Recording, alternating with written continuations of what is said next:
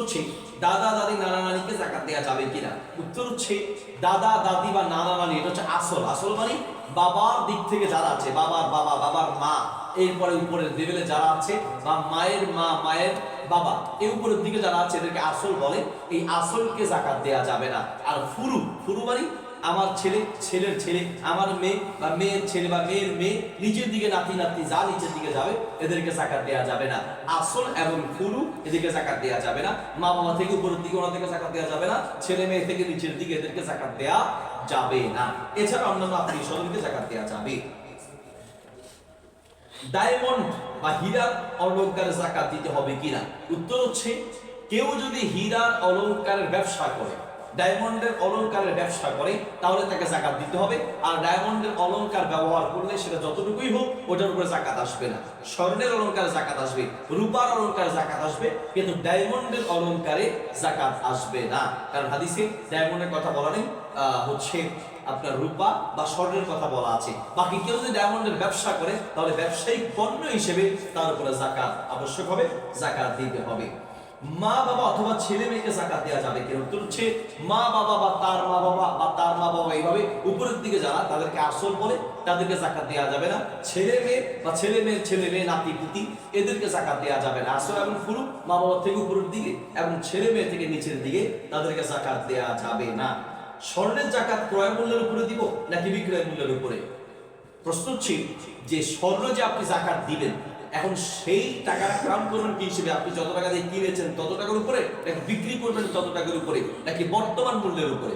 উত্তর হচ্ছে স্বর্ণের অলংকার বর্তমানে বিক্রি করলে কত টাকা বিক্রি করতে পারবেন সেই বিক্রয় মূল্যের উপরে আপনার যাকাত আসবে। যেমন বর্তমানে যদি আপনি স্বর্ণ বিক্রি করতে যান তাহলে প্রায় 1,27,000 বা 1,30,000 টাকা, কিনতে গেলে প্রায় 1.5 লক্ষ টাকা। তাহলে কেনার মূল্যের হিসেবে নয়, বিক্রয়ের মূল্যের হিসেবে কত টাকা স্বর্ণ আছে, এই স্বর্ণগুলো 1,30,000 টাকা করে যদি বিক্রয় মূল্য হিসেবে হয়, ওই বিক্রয় মূল্য হিসেব করে কত টাকার স্বর্ণ আছে সেই স্বর্ণের 2.5% বা কত টাকার স্বর্ণ আছে ওই টাকার 2.5% টাকা যাকাত দিতে হবে। তাহলে স্বর্ণের ক্রয় মূল্য বা বর্তমান মূল্যের উপরে নয়, বরং বিক্রয় মূল্যের উপরে, বর্তমানে বিক্রয় করলে কত টাকা বিক্রয় করতে পারবো সেই হিসেবে যাকাত দিতে হবে।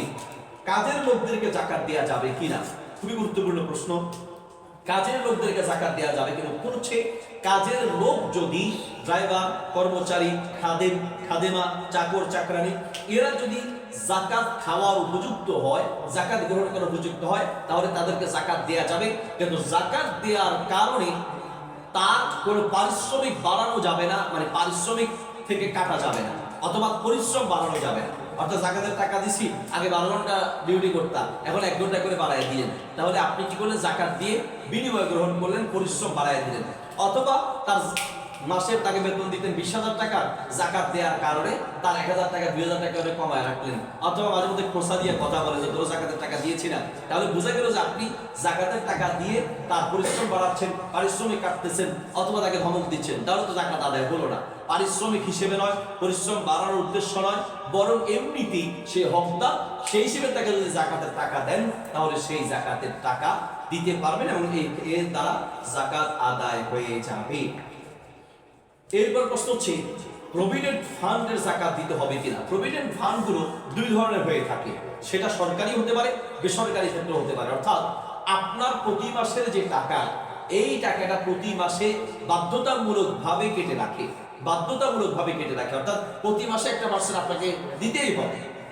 এই এক সিস্টেম। আর এক সিস্টেম হলো বাধ্যতামূলক নয়, বরং এটা আপনি ইচ্ছা করে রাখছেন।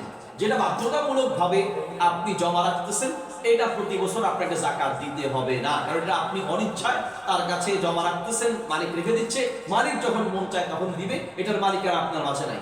আর যে প্রভিডেন্ট ফান্ডে আপনি টাকাটা রাখতেছেন, যে আপনি চাইলে সেটা নিতে পারবেন, এখন আপনি জমা রাখতেছেন, ইচ্ছে করে নিজে রাখতেছেন, চাইলে আবার আপনি নিয়ে নিতে পারবেন, তাহলে প্রতি বছর আপনাকে সেই প্রভিডেন্ট ফান্ডের যাকাতের টাকা দিতে হবে। আপনি যদি ইচ্ছাকৃত রাখেন যাকাত দিতে হবে, আর অনিচ্ছাকৃত হলে বা বাধ্য হয়ে দিলে সেটার যাকাত দিতে হবে না।